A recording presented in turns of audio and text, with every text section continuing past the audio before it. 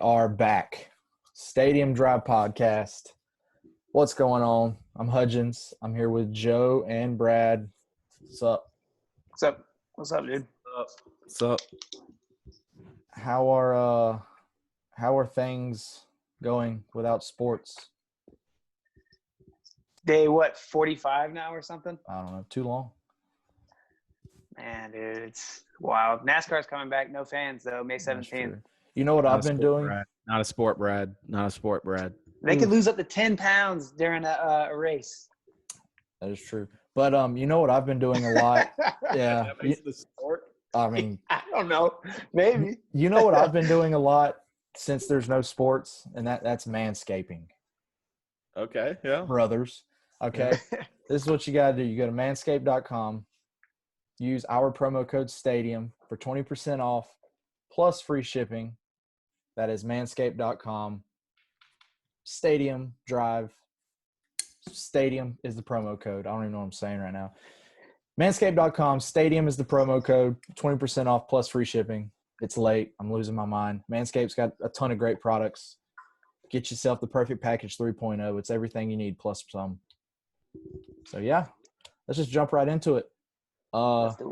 Jason Campbell interview earlier went pretty well. Super cool guy. 10-year NFL vet, former Auburn Tiger quarterback. Undefeated Tiger. Undefeated. Yep. Fun. Shout out the wife. She's a big War Eagle fan. Or I don't know if they're an eagle or a tiger. We should have asked him about that. I mean, We should have. ridiculous. She's gonna cuss me out when she hears Pick a this. mascot. Yeah. Anyway, let's talk about some news, which or lack thereof. There really hasn't been anything that's happened. Your boy Winston got signed. My boy, in a perfect situation. Perfect situation for Jameis. I think he sits for a year. Sean Payton, he learns under Sean Payton, Drew Brees. 1-year contract. 1.1 million. Yeah, I mean, I would be so happy with that. People are understood. People are downplaying that and all. I signed a 1.1 contract right now, $1.1 million contract right now. He doesn't got to get hit. Yeah, and I mean, there's incentives to the deal too, but it just shows you that he's more focused on becoming a better player. Yeah, and he knows that after this year, he'll hopefully get a lot of money in a contract. So yeah, me being a Miami fan, I should be a hater, which I am. Screw him. But despite that, he's betting on himself, and it's actually smart. It is actually a smart I think it's move. cool. Yeah. I mean, I think that's off to Jameis Winston. I mean, taking that little of a money when he could go be a backup anywhere really and get a lot more money like other backups in the league. But looking for his future, I think it's smart. It is Yeah, smart. and the Saints are ready to win now, and the dumpster fire that's happening in Pittsburgh is not a suitable place for him to be, really. I mean, Yeah. Drew Brees is old. He got hurt last year. You never know. So Yeah, it's he's like, excuse me, sir, 1.1 million, and I'm a backup. I don't have to do anything. Like, yeah, sign me up. Sign me up. So live in New Orleans, eat, gumbo, po' boys and gumbo. I mean, it's a great First situation. Street, take me back to that's for another podcast. Jameis does not need to go on Bourbon Street. My home, my second home. No, I don't. I'm not a Bourbon Street guy. Smells like shit and piss is what it does. They street sweep it every night. They clean it. It's fine. There ain't no way, dude. I was there till 5 a.m. There's no nights. There's nothing. There's no nights or days. Nothing shuts off. No. The only thing that's wild is that you can get beers in the middle of the day for like, it seems like $1. It's like, yeah. And then as soon as the sun goes down, they're like, oh, they're drunk. Let's charge them $15 for beer. Yeah. And what are we doing? We're like, here you go. Yeah. So. The only time I was ever in New Orleans was got a bullet hole right through the back windshield, so I haven't been back since. So, good Lord. Yeah, not a good time. Wild. Cool. Shout out Brent Brock. Shout out Brent. Brent Tholomew. besides that, what have you guys been doing or watching with no sports? What have you guys been watching?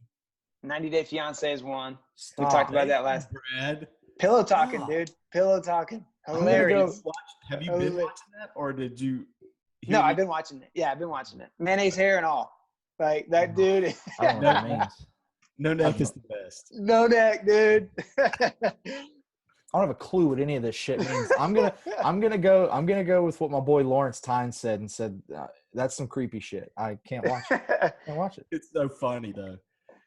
Yeah, There's it's pretty a good. guy who's been to the Ukraine like 4 times, and every time he goes, the girl just stands him up. Like she's never there waiting for him, and he keeps on going over and over. Like it's hilarious.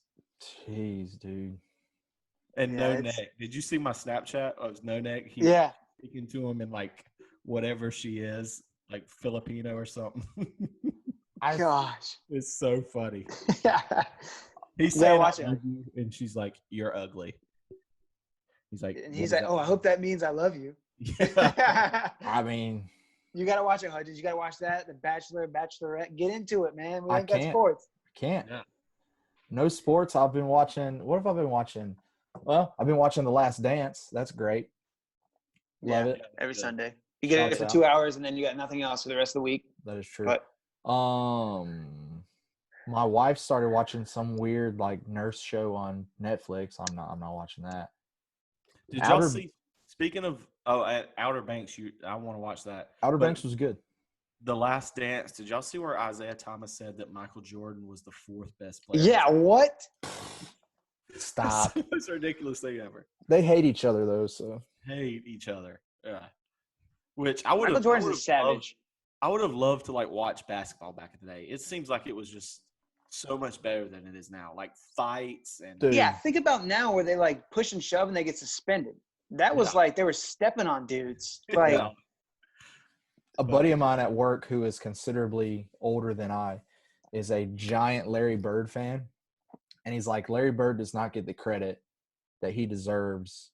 He was telling me, it was actually today, he was telling me something about Bird was playing some team and he like went into the team before the game and was like, hey, I'm going to shoot left-handed all night. He went out and scored like 42 points left-handed or something like that. dang. I have Yeah. a He's feeling, got like 3 or 4 fingers that he can't extend fully. They're like just hooked. huh. Wild. I have a feeling I would have hated the Pistons back in the day. Yeah. Oh, dude. No, Joe, you Trying would to have think liked of- the Pistons. No. Yeah, I you're the guy you would have liked the bad boy lifestyle of the Pistons. Nah. I think I would have been a Celtics fan. Think so? Ooh. Yeah, I think so. Bird. Bird, McHale. How What a- shitty? what how a- shitty were the Hawks? I'd probably just be a Hawks fan. What I love about that is back then they just kept their team. Like they just stayed. Everybody stayed and they like built their team and except for like Rodman, he went to the Bulls. But I mean, The Yeah. it majority. wasn't like what his like, you know what I mean? Yeah. Shout out Rodman, dude. That dude's wild. That dude said, "Deuces, I gotta take a vacation." Just during the For season. 48 hours. They were 48 like, hours. Jordan was Chilling like, "He's not coming back." Yes, he's coming. No, he's not gonna come back. Just chilling with Carmen Electra. I mean, Yeah. that's Phil Jackson would have been the coolest coach to have though. oh yeah. Yeah, Phil Jackson seems super cool. That's because I never liked him when he was the Lakers coach because I'm a Celtics fan, but I mean, Yeah. I don't know. He seems awesome. He used to like trip acid and stuff. I mean, Wild. Big on Native American culture was pretty cool. Didn't know that. Awesome. Yeah.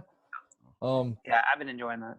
Besides that, boy, I haven't really watched a ton of stuff. I've The tried whole to. thing is like keeping up with like updates on if there's going to be a season or Yeah. things like that. They said NHL back in December. That's a long time from now still. I don't That know. is a long I haven't time. heard anything about – I mean, a couple things about MLB having fans in June, but I haven't like really looked too deep in that. That seems too early, but whatever. I've been Oh. following recruiting too. They said soccer is going to have cardboard cutout fans. You seen that? If soccer for some reason gets canceled and Liverpool doesn't win the championship, I might go on suicide watch. Like I'm gonna be so devastated. It's backstory. Liverpool hasn't won the championship in 30 years. They're 2 wins away with like 13. So you're essentially like a Georgia fan. No, I'm not going to say that, but Sorry, they're 27 points up.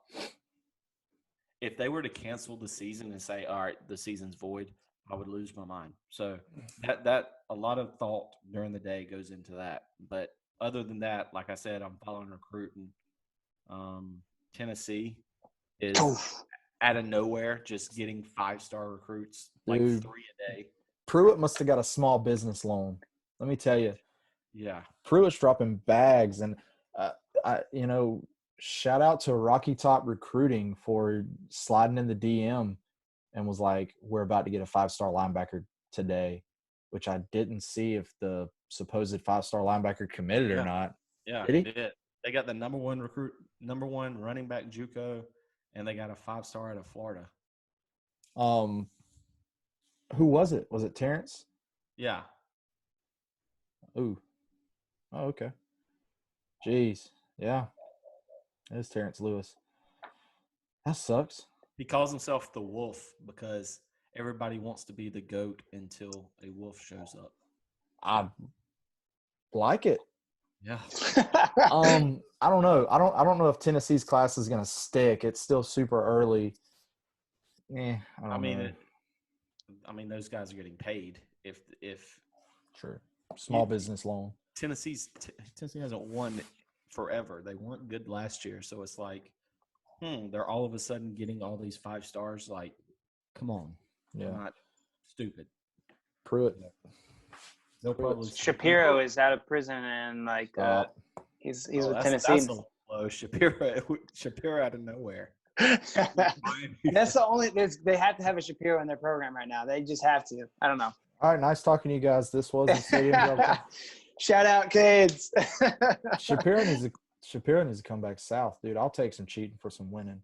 Oh yeah, we all would. Yeah. But yeah, other than that, it's hell. There's nothing. There's no sports. I'm just keeping up with news, keeping up with some recruiting. I've changed my opinion. They're gonna have college football. Thank you. Finally. But I'm gonna be pissed because it's gonna be with either little fans or no fans. Well, if it's no fans, you can hang out with us on Saturdays now. But I like going to games. Like if I can't go to the game, I don't want to watch Florida State lose on TV. I'd rather watch them lose in person. I guess you got a good point. At least you can tomahawk chop and have fun for a little while and then go home. If I went to the game and it's like, okay, I'm surrounded by other Florida State fans who are miserable. Now I have to watch on TV by myself. True. And we got to make that GIF go viral. We have to make the Florida State GIF go viral where you're shaking your head. Yeah. I forgot about that. I know some people do. I know some people that's got a lot of followers. We can make that happen. Yeah. Yeah. And I'm one of those that if my team's not good, I don't watch like if my team loses, I don't watch the next game, whoever plays after. Like, I'm miserable. I feel bad. I don't want to watch a good team. Oh, I say that. I'm like, screw the damn. I'm not watching another fucking game. Effing game. Kid show.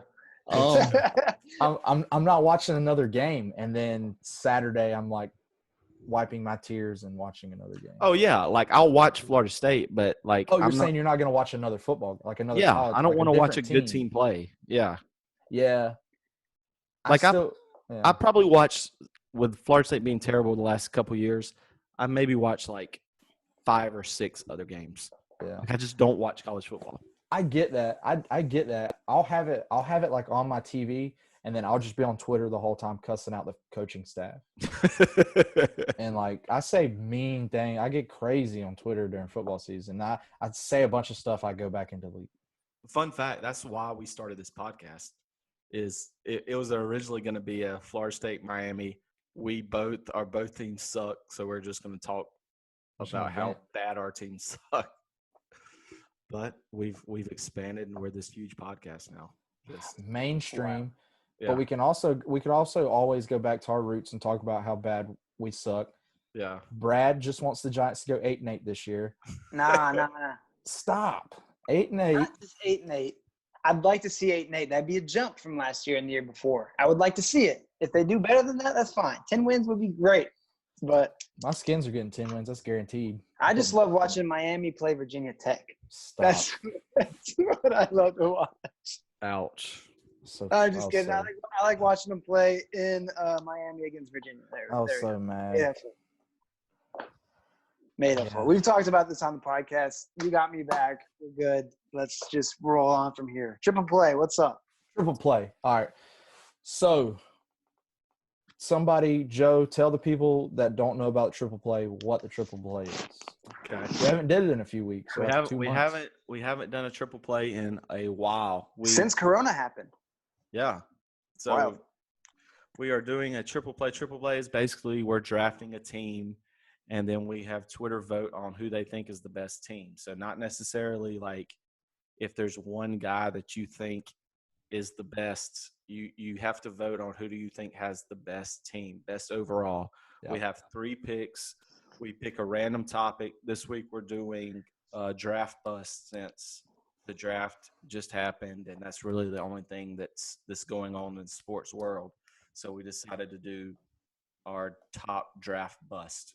And we're just doing NFL. We thought about doing NBA, MLB, whatever, but it's just NFL draft bust. That's what's going on in the world. I was hoping it would be all sports because like my number one was going to be Greg Oden. I knew that when you asked that, I was like, he wants to take Greg Oden. I knew it. But who else was I going to take after that NBA wise? You know what I mean? David, not David, but Bowie, the guy who was drafted before Michael Jordan. Yeah, that's true. That's the Never biggest heard of that draft guy in my life. That's true. Yeah, that's true. He's super bust. Darko Milicic or whatever, he was a bust. Yeah, I guess there's some. There's some. Yeah. So yeah, who goes first? Playing rock, paper, scissors? Sure. Rock, paper, scissors for it? All right. How are we going to do this? All 3 of us at the same time. All right, here we go. It's single elimination. If me and Joe throw rock and Brad throws. Okay, got it. How are we going to do this? Good show. I'll go first. Yeah, you go first. I want you to go first. I'll go second. Damn it. I'll go third then. Let's do it. Okay, we'll do that. Cool. Hold on. Let me pick my list up. Joe, this is going on YouTube and your hair looks a mess. I look like Ryan Gosling. Stop. All right. My first pick is going to be. This is not. I don't want first pick. I'll take first. No, pick. he's got it. No, I don't want first pick. I'll take first pick. Okay, Hudgens got first pick. Brad's got second. I'll take third. No. I got third. I got third on lock. Okay, I'll take second. Go, Hudgens. All right. The first pick in the NFL draft bust triple play is none other than arguably the biggest bust in the entire world. Jamarcus Russell out of LSU.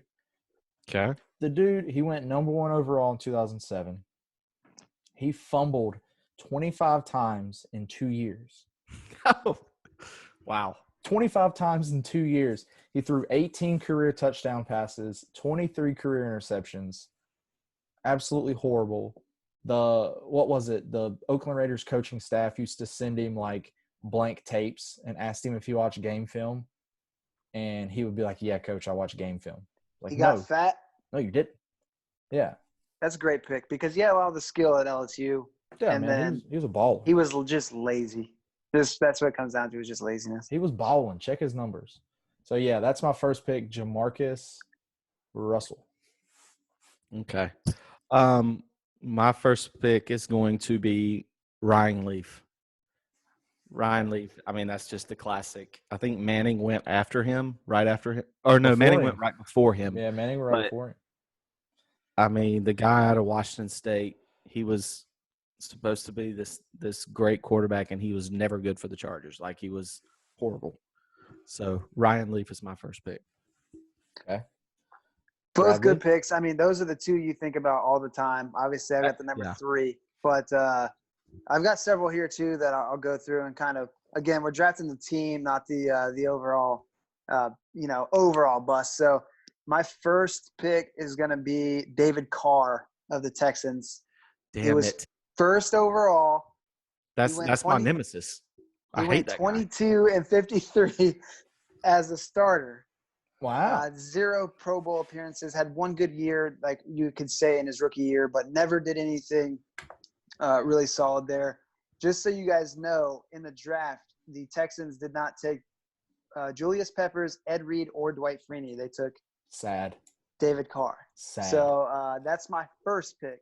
Now, let's talk about David. Hold on. Let's talk David Carr tweeted at Jameis, and I had it in my mind to tweet at him one time every day until he apologized to Jameis. Should have. Because I hate him. Like he's my least favorite player of all time.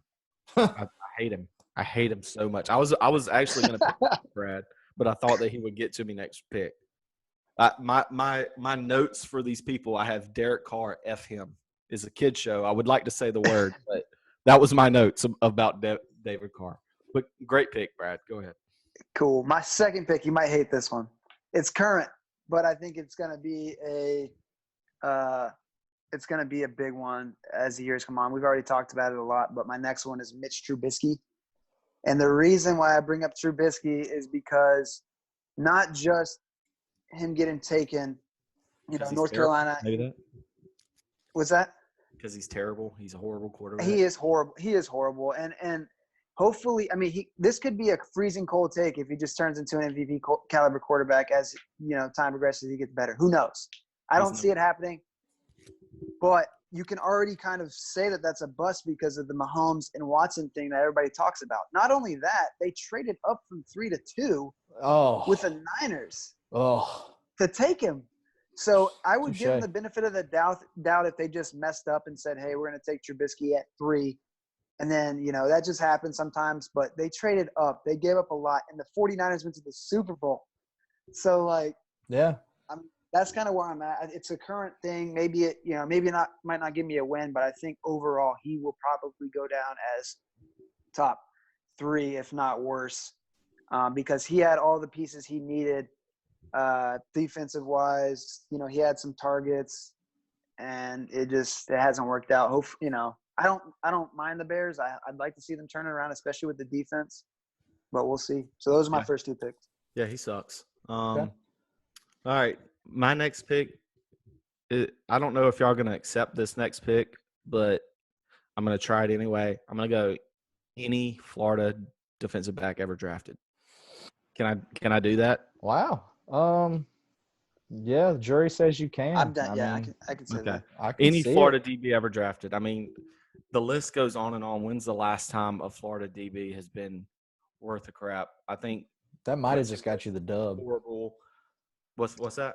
It might have just got you the dub. Do you want to say any first-round Florida? Because, I mean, if they go in the 6th round, they had a couple good years. Any first-round Florida DBs, or do you want to say? I don't know of any Florida DB. Like, for a school. You got Ahmad Black who picked off Drew Brees, but – Who? Stop. Yeah, exactly. Okay, go ahead. Sorry. I didn't know we were talking about substitute teachers. I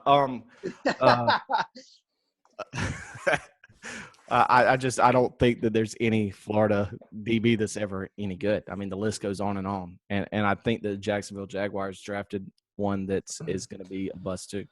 Yeah, I can see it. Okay, good pick. My second pick will have to be – let's see here. Man, dude, it's tough. It's good because you guys haven't really messed with my list. My second pick is going to have to be Matt Leinart. USC, Heisman winner. Yeah, won the Heisman. Won 1 or 2 national championships. One got vacated. Whatever. Just never panned out. 10th overall pick in the draft. He was an All-American in college multiple times. He had 15 career touchdowns in the NFL, like 21 or 22 career interceptions, and then that was it. He rode off into the sunset. He's now like an analyst. So, for someone to be so dominant. Or maybe was he a product of being surrounded by a ton of talent, whatever. But going off of his credentials, he is a NFL draft bust. Yeah, for sure. Now you got next pick too. Oh, shit. I got next pick. All right. My next pick, dude, this is so tough because I've got a guy that I really want to say, but I don't know. So you got Jamarcus Russell and you have I've got Jamarcus Russell and Matt Leinart. My third pick is going to be Roberto Aguayo. Horrible kicker. Phenomenal kicker at FSU. Yeah. Went in the second round. Played what, 2 years, 3 years? If that. Now he's gone. He's gone. And the thing about it, I couldn't stand the guy when he was in college because he talked so much shit. He was, oh man, the NFL is going to be easy. They have wider goalposts and all this other stuff, and he just bombed it. That's one of those, if you're a kicker, I think Brad said this before in the podcast, you'd rather either go undrafted or get drafted late. Like, I think maybe Tyne said it. Like, if you get drafted if you get drafted that early, it's like, man, there's so much pressure, and all kickers are head cases. So it's like, yeah, Lawrence Tynes, he's our friend, but he's also probably a head case. He called me out with the broken arm into my career, so I don't feel guilty calling kickers head cases. So I feel bad for Robert Aguayo. I think that he could probably have had a decent career if he went late in the draft. But he is. I mean, a second-round pick, that's he was definitely a bust. We're going to have some honorable mentions after this as well. So go ahead. Who's next? I am next. So I am going to go – this is going to hurt you, Hudgens. Stop. But I'm going to go RG3. Okay. The Redskins. That's actually a good one. The Redskins gave up 3 first-round picks. Yeah. For good RG3. One. Good one. And the guy just phenomenal rookie year. Rookie of the year. Phenomenal rookie year. But when you give up that much for a guy, you want to build like a team around him for years and years and years. 15 years. You want a franchise quarterback. Yeah. Yeah. So he did have a good rookie year, but I'm picking him just because of what the Redskins gave up to trade to get him. Yeah, that's a good point. Brad? Solid last pick here. I'm going away from the quarterback. I know most of them in quarterback. My last pick is going to be Trent Richardson. Yeah, I had and the reason why he was on my list too. Yeah, Trent Richardson, picked number 3 overall. Some guys that went after him were Stephon Gilmore, Luke Kuechly, Don Terry Poe, to name some of those guys. So you really need Giants took running back at number 2. They took Trent Richardson at 3 there. I don't know. Maybe we'll look back on it and say Saquon wasn't worth the number 2 pick. However, with Richardson, he had a decent rookie year, and then he just sucked. He played 4 total years in the league. He got traded the second year when he was with the Browns to the Colts. Yeah. And his second year, he rushed for 100 yards. His third year, he rushed for 400. Yeah. And then his final year was 500. So in his first season, he rushed for 950. But that's just the Browns thing. There's so many honorable mentions, I'm sure, that we'll talk about Browns-wise that, I tried to focus on guys that, I had David Carr, who's taken 1st overall, Trubisky, was taken 2nd overall, and then Richardson, who was taken 3rd overall. There's some other guys that we can talk about, but they were later in the draft that I had. Yeah. That you could look at them as bust, but you could be like, hey, they were taken at 22 or a little bit later in the first round. Is that really considered a bust that they weren't number 1 overall or they didn't get traded up for? So that was kind of my thing. So to recap again, Carr, Trubisky, Richardson are my top 3 busts in the draft. So okay. I had honorable mention Charles Rogers, receiver for Michigan State. He went 2nd overall, RIP. I mean, not to get dark here, but RIP Charles Rogers. He played 15 games in the league. He went 2nd overall and played 15 games. And then there's an old school guy, Tony Mandarich, who I think was the offensive lineman. He went 2nd overall. Listen to the top 5 of that draft. Troy Aikman went 1. I think he went 2. Barry Sanders, Derek Thomas, and then Dion. All the other 4 are Hall of Famers, and then you got you. I mean, that's rough. Jeez. Yeah, I had Deion Jordan, who got drafted by the Dolphins in 2013. He was the 3rd overall pick. He started his entire rookie year, but he didn't do very well. And since then, he just can't stay out of trouble. He's been suspended multiple times, and he can't stay healthy. I mean, I feel like he hasn't played a full season since 2013. He's like currently suspended right now, I think. Besides that, I had Johnny Manziel. Shout out Sab. Yep. Shout out Sab. Johnny Manziel. He, Heisman winner. He's got 7 career touchdowns and 7 career interceptions. So I guess, he's consistent, but he also texted the Browns management and said, "Take me and we'll run this league." Yeah. And obviously that did not happen. So I had him too. What do you guys think about Vince Young? Is he a bust? I thought I think he's a bust, but there's way bigger busts than him. Yeah, because Vince made the Pro Bowl a few years, and he's definitely not what people like. Yeah, he's not what people thought he would end up being, but at the same time, he's not nowhere near the biggest bust of all time. I think a lot of that too was coaching, because they had Jeff Fisher, and he's been terrible everywhere he's like coached. Yeah. So I don't know. I had Brian Bosworth. The Boz. Oh yeah, Boz. Heisman finalist, dominated college football unless he played Miami, and then he spent 2 years in the league. That was it. Yeah. So I had Blaine Gabbert as well. Okay. They passed to take him. They passed on J.J. Watt, Robert Quinn, Marquise Pouncey, and Mark Ingram. Yeah. Shit. I had every shout out Rick, every Jag quarterback drafted. I mean, they've had some absolute horrible. Yeah, Gabbert. Yeah. Terrible.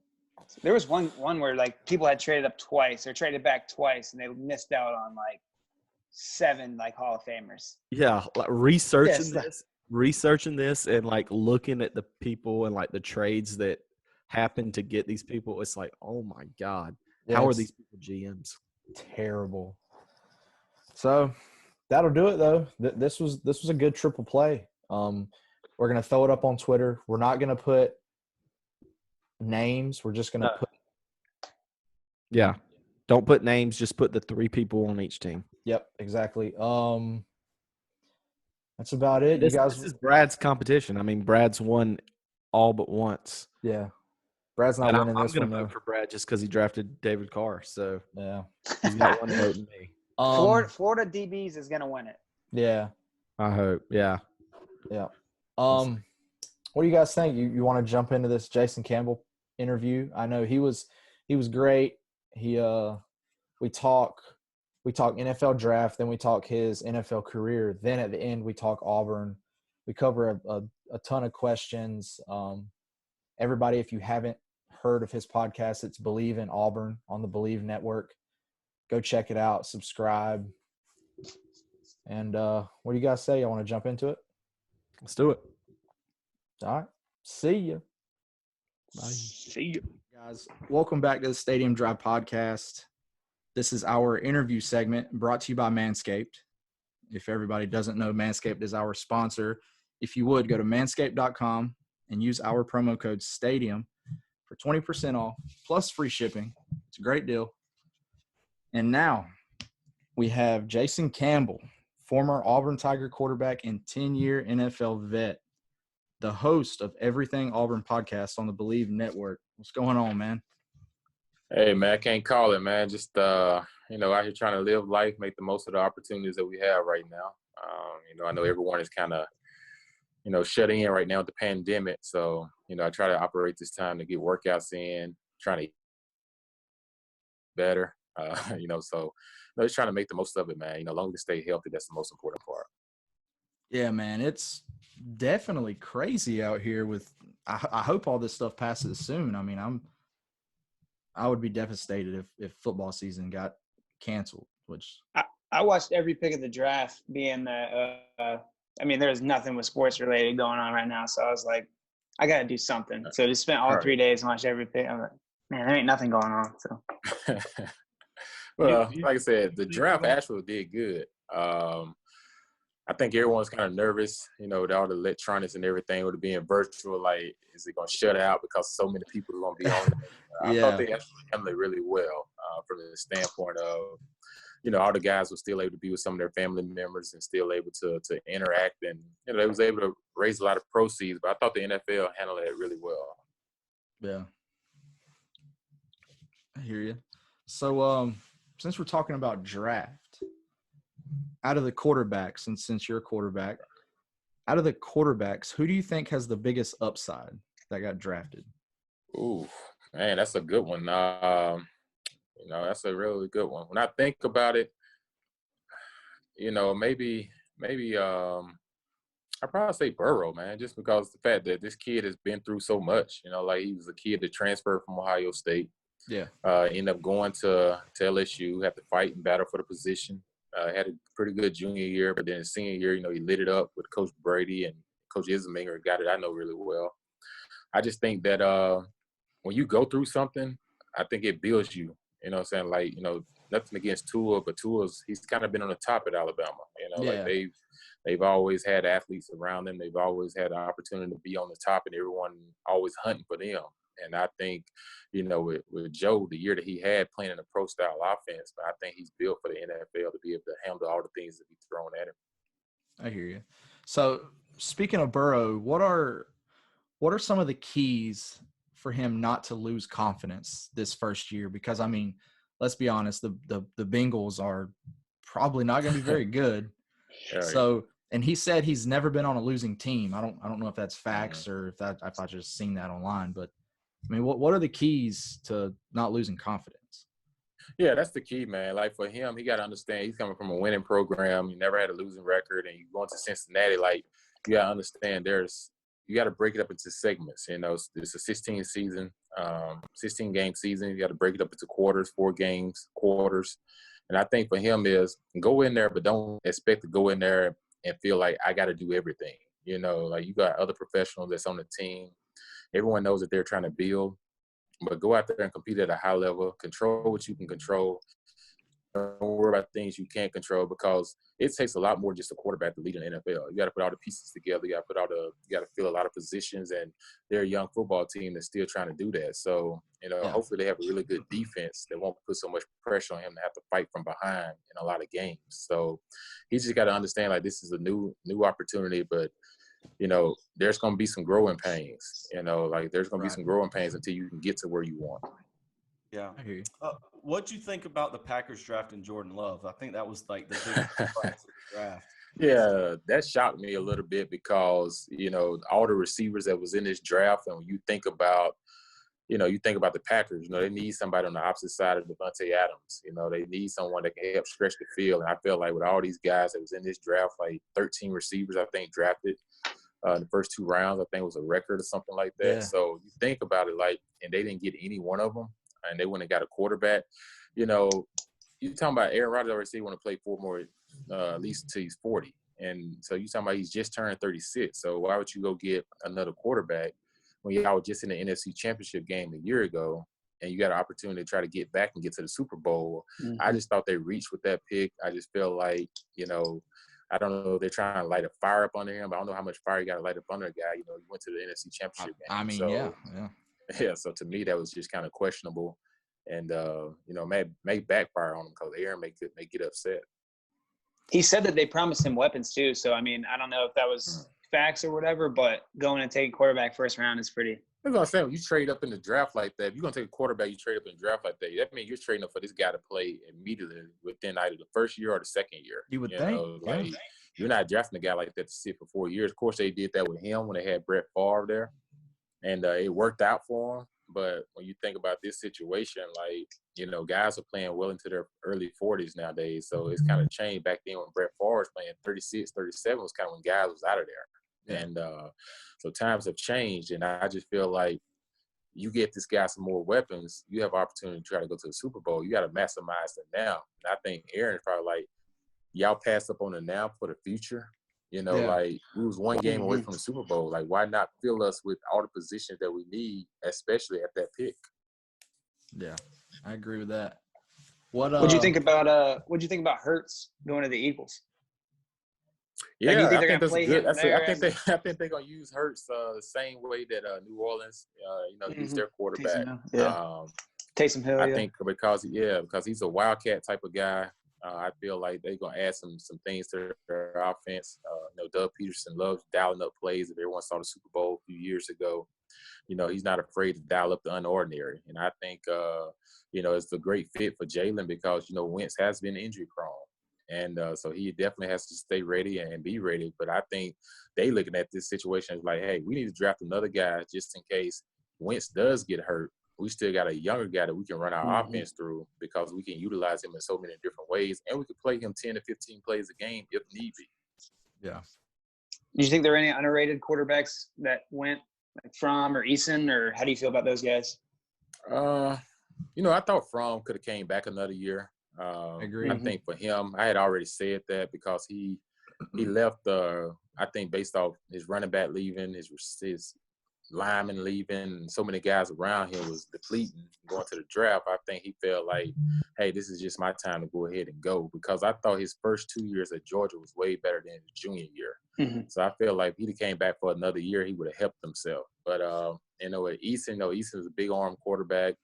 I think it just takes him getting to the right system. Like he started out this year hot, but then he kind of kept fading, the rest of the season. I think that kind of hurt him from that standpoint. So, I think both of these guys in the NFL, you just got to get in the right program, the right fit. But I definitely thought Fromm could have came back another year. But with Eason, he's a big arm guy. He's tall. So it all depends on where the chips fall for him. Yeah. And then Justin Herbert, I assume he's going to be the guy in where'd he go? The Chargers? Yeah. Yes. Yeah. I mean, who else? They've got Tyrod, right? Tyrod Taylor? Yeah, they got Tyrod Taylor there and Herbert. Yeah. So I don't know. I would imagine I'm talking about plays I like Justin. I like Justin Herbert. We played against him last year, first game out in Dallas. He's a tall kid, proto style looking quarterback.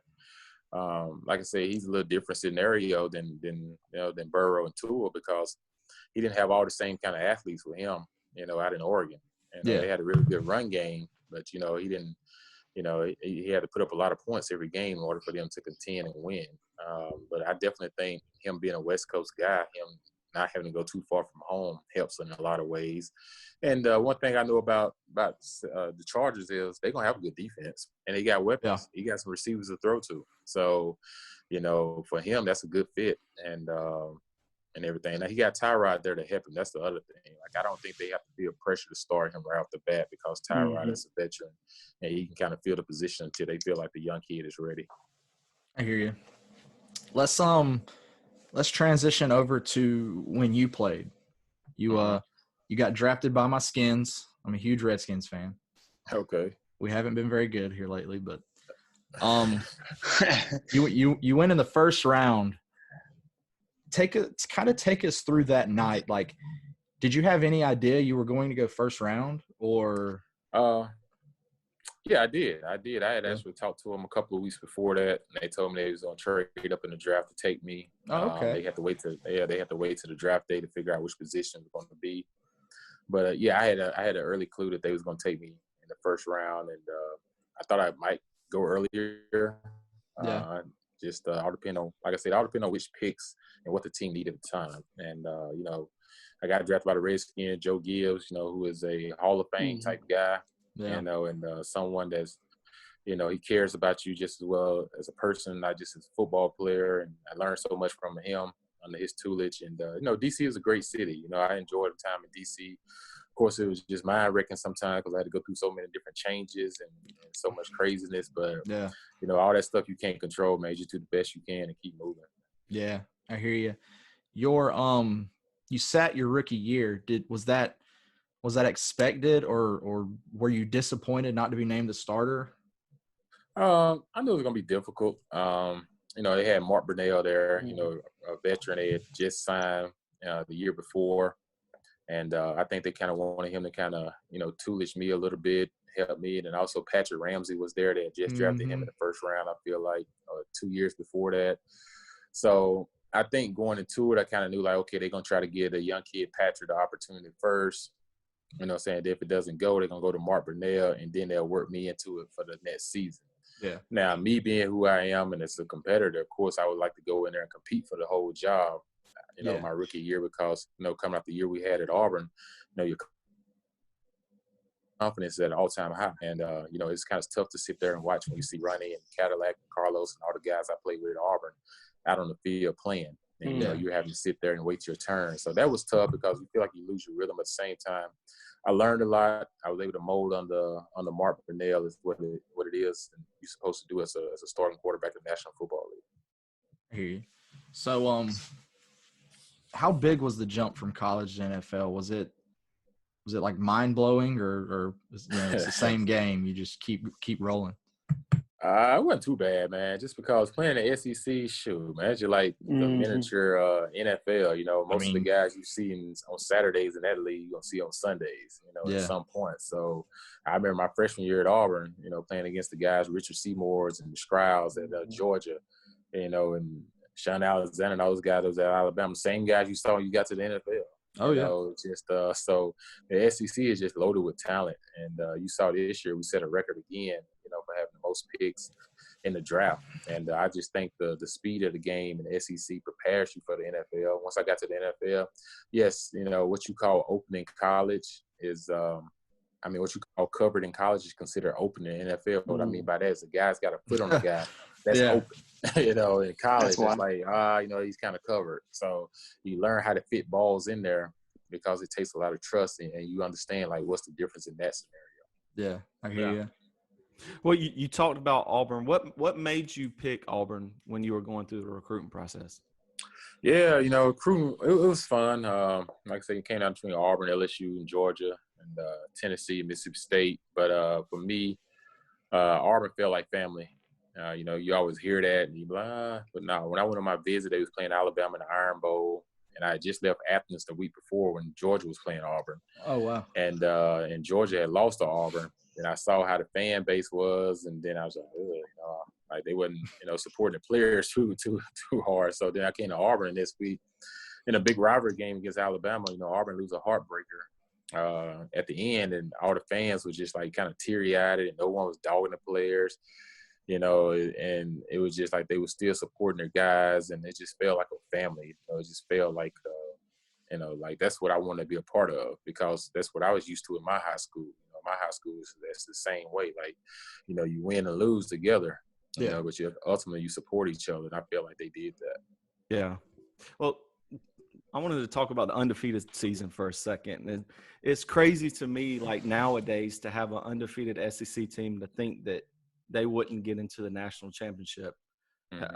Being a part of that team, how crazy was that? Yeah, it was crazy. I feel like, we made our mark, though. Our mark was we opened it up for the playoff talk. And I feel like had it not been for that season, the playoff talk wouldn't have started, because everything started after that year. Everyone was like, how you leave out the SEC team that went undefeated and beat 4 teams in the top 10? Yeah, and, that's ridiculous. And, that was kind of crazy. But after that span, the SEC won 7 in a row. And then, they started – the playoff talk started. Of course, it took a few years. But after the 2010 season, they started trying to have a playoff system. So I feel like our impact on football, that we changed football. We changed college football to giving teams an equal opportunity to play for the national championship. So, we got our national championship rings, but it sure would have been nice to play USC again, because we felt like we wanted to. Yeah. Do you like the 4 playoff team system, or would you expect it to expand to 6 or 8 or something in the future? I expect them to expand. I think 4 was something they was going to start off with, see how it go. Like, yes, the last 2 years it's kind of played out well for them. But I feel like, there are some teams, like if you went to 6, you can kind of do it like an NFL playoff, where the top 2 teams may get a bye the first week, and the other 4 teams play each other. And then the next week, the two that have the bye week play, and then you end up playing for the national championship. I think that's one way they may look at it, just to make sure they're not leaving anyone out. Because, every year is going to be somebody saying, hey, man, how we get left out. We deserve it right. So I'm a Georgia fan, like, so I feel that. I get it. You know what I'm saying? So I understand, like, it is, equal opportunity, because everyone always knows Alabama lose one game. For whatever reason, they're always in a playoff hunt. So, but Georgia had 1 loss, and they not in the playoff hunt. But, so I get it. Everyone wants that opportunity to have equal. Yeah. I hear you. Let's I want to backtrack for a minute. I'm a huge Miami fan. I love them. Do you have any good Sean Taylor stories? I know you guys played. Oh, it's Dot. Yeah, man. Yeah, man. It's Dot. Yeah, it's Dot was my guy, man. Played with him in Washington. It's Dot, after every practice, he used to try to make me stay out. Well, he didn't have to try. We both used to stay out the practice, and I would stay out, be doing some extra throwing, and he'll be doing some extra running, and then he'll come over to where I'm at, and he'd be like, "Hey, man, give me some balls and everything." I was like, "All right, what you want to do?" So he would line up at safety, and he'd be like, "I want you to throw a couple go routes, but don't tell me which side you're throwing it to. I'm just going to play middle safety. When you get ready to throw it, just turn and throw it, and I got to go get the ball before it hits the ground." So I was just like, all right, so we would do it, and I would take my 5-step drop, and then I would act like I'm throwing it to a receiver on a go ball, and he didn't know which way it's going. Now, so he takes off, and he tracks the ball down like a tiger, man. Just I'm like, good grief. Like, he go catch it, and he still has room and bounds to get 2 feet in. And then you see that happening, then you get in the games on Sunday. We playing Green Bay that year, and he got Favre twice, and everything. And like, he was so long and rangy and fast and could hit you. I saw him put fear in T.O. eyes when we played the Cowboys. He caught T.O. coming over the middle one time, and T.O. wanted no parts of coming over the middle anymore. And I saw him short on some balls because of Sean Taylor. Sean Taylor did that to a lot of receivers. Yeah. And this guy would have been a first ballot Hall of Fame, man. It's just unfortunate what happened.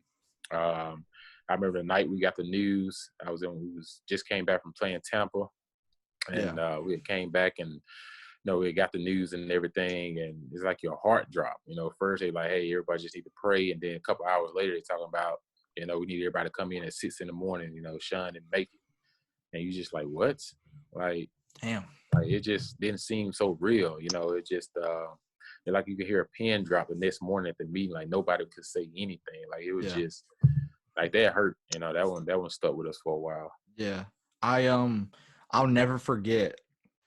I Bleav it was the first game that you guys played after the incident happened, and you guys didn't have a safety on the field, or you left his position open. I Bleav y'all were playing the Bills.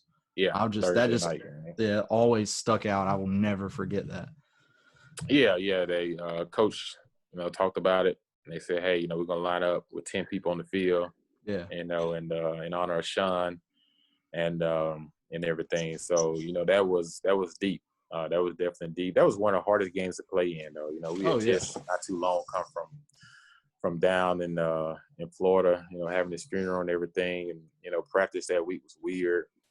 And we still almost won the game, but it was just like your mind was so less on the game, and just more about, hey, man, we lost our brother, you know what I'm saying? We lost our teammate and everything. And even the week after that, it was just still tough. It took us a little bit of time to kind of to get back to normal. Yeah. Whew, man. So what was your favorite franchise to play for? Not necessarily, I guess, the best culture. Where did you have the most fun? Was it DC or was it? Well, I say that I enjoyed DC because I had some really good teammates in the ways. DC, I love Washington. I love the city of Washington. One of the greatest places in the United States. Like, it's fun. I enjoyed that aspect. So it was hard when I got traded to Oakland. But when I got to Oakland, I tell you what, man, I enjoyed it. I went out there not knowing what's going to happen because they hadn't been good in so long. Yeah. And I got out there, man. They had a young nucleus. They was trading and getting young guys, and that whole Bay Area, man, it's nice living out there. Like, I got used to California for a little while, and going to the wineries, going to Napa. Yeah. Oh, our training camp was in Napa Valley. It doesn't get any better than that. And then and we started winning. Like, our first year was 8-8. I missed a couple games, but when I started, I was 8-4 that year as a starter. Then next year we start out and we're doing really good. We're 4-2, and I break my collarbone. So yeah. Oakland was a really good spot, man. We was on the up and up with a young nucleus, and like the NFL always does, everybody panics and start making all these trades and everything. It kind of messed up our team. Yeah. Do you keep up more with the Raiders or the Redskins, or is there? I know you have the Raiders hat on right now, but I kind of keep up with everybody.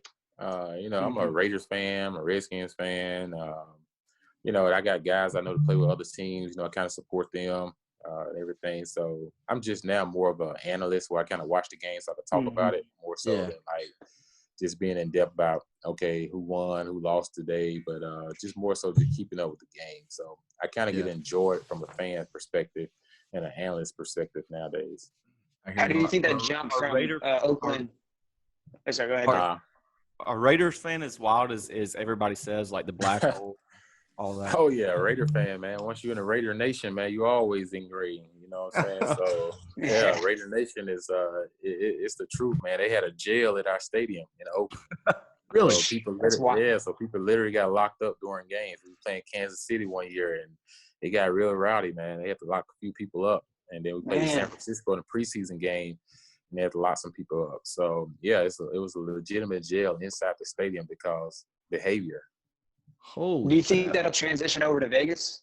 Like, do you think I don't know, man. It's something special about the black hole, man. Like, playing in Oakland, like living in Oakland, playing in Oakland. When you think about the Oakland Raiders, it fit that city. Yeah. Rough, tough. You know what I'm saying? Like so iconic. Yeah, it fit that city. So to be moving to Vegas, it's kind of hurtful. A lot of people want to see them stay in Oakland, and now you're in Vegas, and if I'm a young player going to Vegas, the one thing they got to be, on their P's and Q's about is, man, like the nightlife. Like we can't be just out all times of the night because Vegas don't sleep. You got to understand what you're there for. And I think that's one of the biggest thing for the coaches is trying to make sure these young guys are understanding why they're there. Yeah. And you see where that stadium's built at, right? Like across the highway from like the Bellagio and Caesar's Palace, and I mean they literally. Yeah, it's gonna be interesting, man. It's gonna be a lot of folks going to Raider games, and the only thing about that, when you came to Oakland and go to a Raider game, you was a real Raider fan. You know what I'm saying? Like you go to Vegas to a Raider game, I don't think all the people gonna be Raider fans. I think some people just gonna be there because they there in Vegas already, having a good time, and then they go over to the game and everything. So.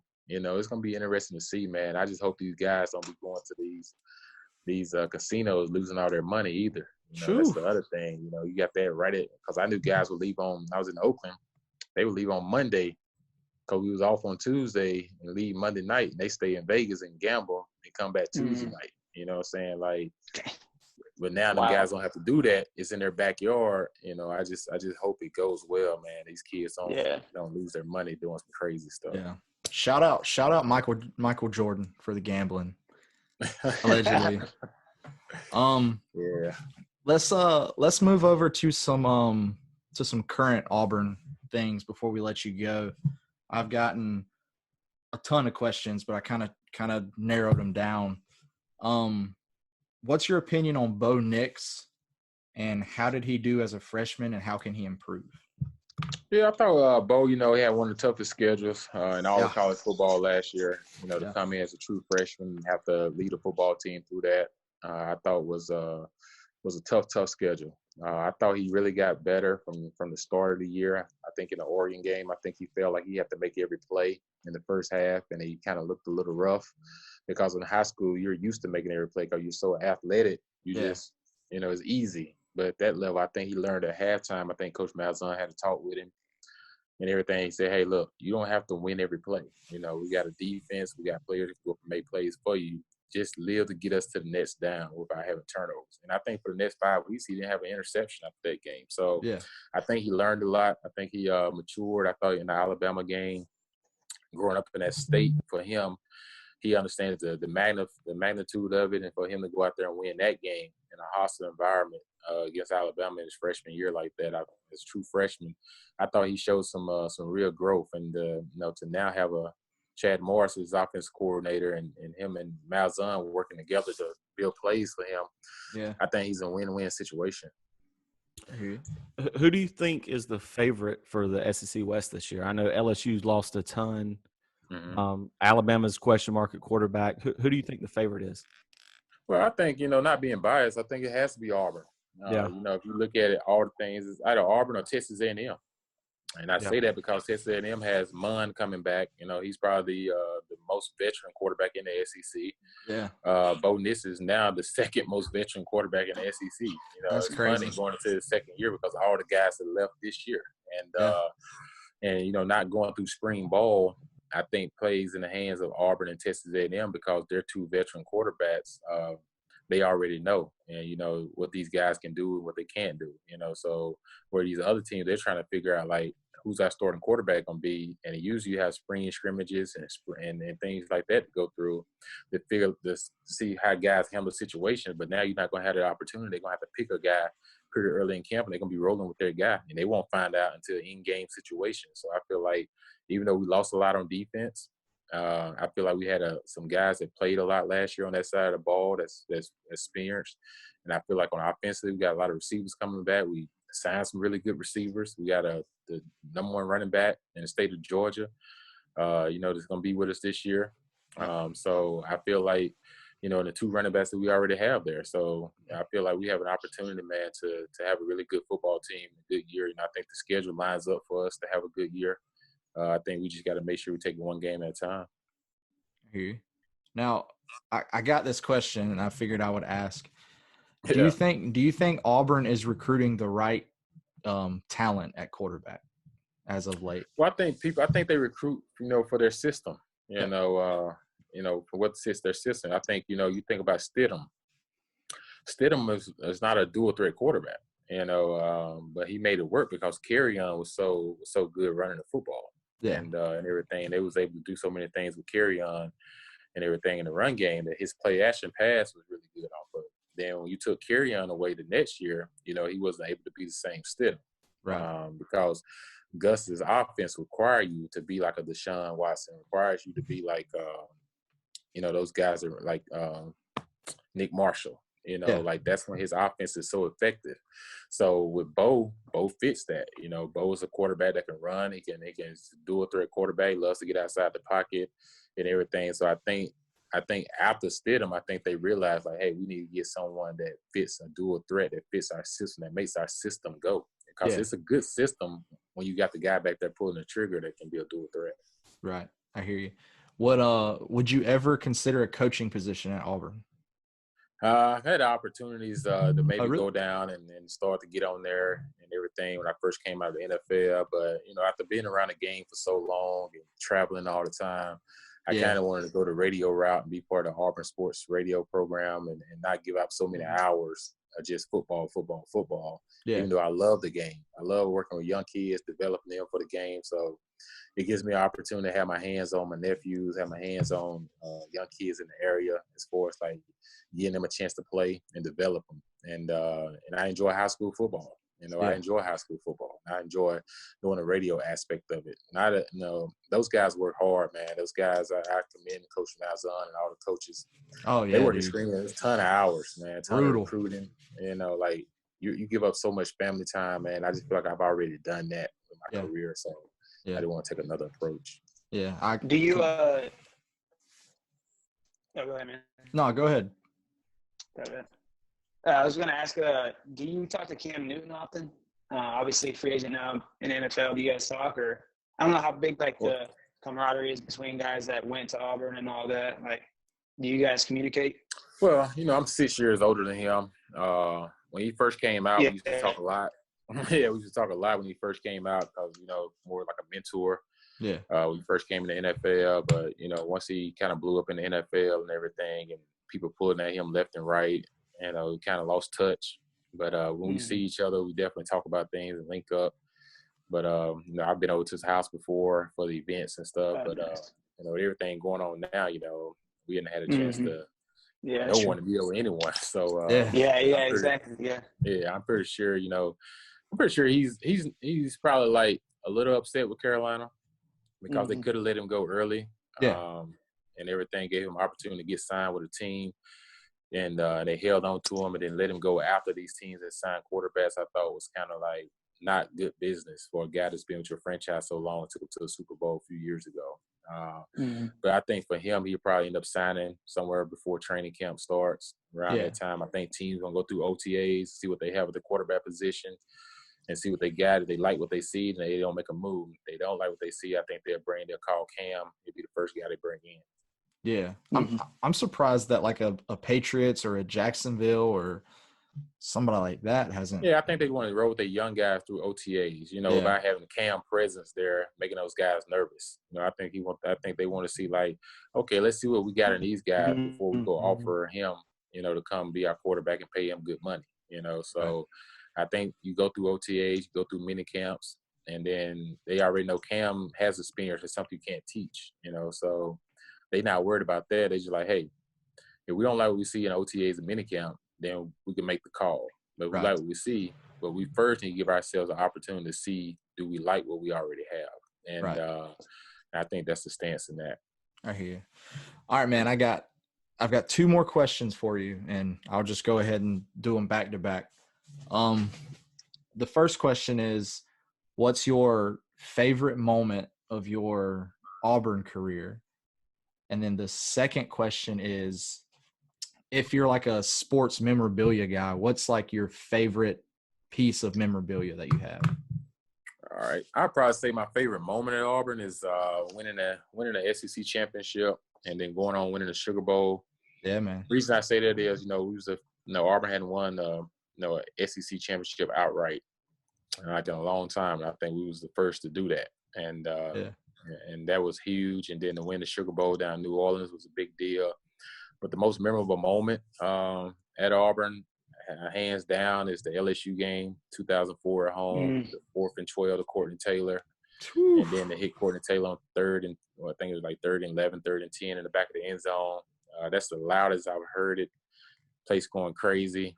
That game changed our whole season because because they was like number 4 in the nation or something and back defending national champs, and we knew that was going to be our hardest one to win that side of the division. And to win that game, man, today is still one of the hardest hitting games I've ever been a part of because I think they said over 25 players that was on the field that they played in the NFL. That was a tough hitting game. And then my favorite memorabilia, I would probably have to say when I got to the Redskins, they gave me a football with a glass with all the Super Bowl winning quarterback MVPs that played for the Redskins. So that's awesome. Yeah, so to have Rippon and Doug Williams and my man Joe Theismann, have those guys' names on there, and then to meet Sonny Jurgensen. He was doing our radio and stuff. To meet those guys, man, and had a relationship, and just sit out with Sonny smoking a cigar and talking to you about football and everything. Like that was, that was historic, man. I was actually, when I was in DC area, I was linked with a lot of the older players, man, from Darryl Green, man, to, just, even the fast receivers that they had back in the day. It was just, it was fun, man. I just got an opportunity to meet those guys and everything. I just feel like had things been operated better, we really could have had a lot of success there. Oh yeah, I completely agree. You ever link up with Chris Cooley, your old tight end? Yeah, I know Chris. Chris, he's doing radio up in DC now for the Redskins and everything. So he's doing a great job. I always knew he would stay in that area, do some things. I almost stayed in that area, but I want to be closer back to Auburn. Back to my base, back to where a lot of my friends graduated and live at in the Atlanta area. Chris Cooley's doing a great job. Santana Moss is on the Comcast network. He's still living up in the area. So it's a lot of guys still stay there, still doing a lot of work. So I'm able to keep in communication with a pretty good bit of them. I actually have 2 more questions for you before you hop off, if you don't mind. I'm a big Giants fan. We're talking NFC East a bit. I'm just curious, did you have like a team that you hated the most, Cowboys, Eagles, Giants, or kind of how'd that work for you when you were playing? Yeah, mine was the Cowboys, man. Like, all right, cool. We can be friends. Cowboy fans are kind of like Alabama fans to me, man. Like, they come out the woodwork, man, when they doing good, and then or they not doing too hot, you can't find them. Since Irvin and Aikman, so. And I used to like when Irvin and Aikman and Emmett was playing. But then once the new regime started, it's just kind of like, man, where was all these Bama fans when Bama wasn't doing too hot? What I'm saying? Now all of a sudden everybody's Bama fans, So I've got so much respect for Alabama fans that were fans back in 2006 and 2005. Right. You know what I mean? Right. Now, I mean, we're in South Georgia. Right, that's easy. Yeah, they just say, "Oh, I want to be a Bama fan." Yeah, they almost in the national championship almost every other year. You know what I'm saying? Like, ride with me when they just average. Yeah, that's why I say go Canes, man. We've been horrible for 20 years. My last question for you. Since 2005, probably. Yeah. my last question for you was, what was your favorite stadium to play in, both in college and NFL? Not home, obviously, but if you were to pick a road stadium to play in, what would you pick? Favorite stadium playing in college, I'd probably say Tennessee at nighttime. The reason I say that is, the reason I chose that over LSU because LSU is super loud. It's crazy. But Tennessee at nighttime, man, pulling up to that stadium on the river, it's just an awesome view, man. Like, it's 110,000 people in there. Like, it's just a sea of orange. And it's just you against everybody. And so I love playing that stadium. And the pros, the pros, Kansas City. Reason I say Kansas City because, it reminds me of college. They do the whole tomahawk chop. They feed us after the game, for the visiting team. Oh, nice. But it feels like it's like a college atmosphere, man. And that place gets rocking. I really like it. Huh. Yeah, I lived in Nebraska for a few years, and when the Chiefs were like the time frame, I went to Arrowhead, and it was the loudest stadium I've ever been in. I'm like, how? This team has 4 wins. It's loud as hell in there.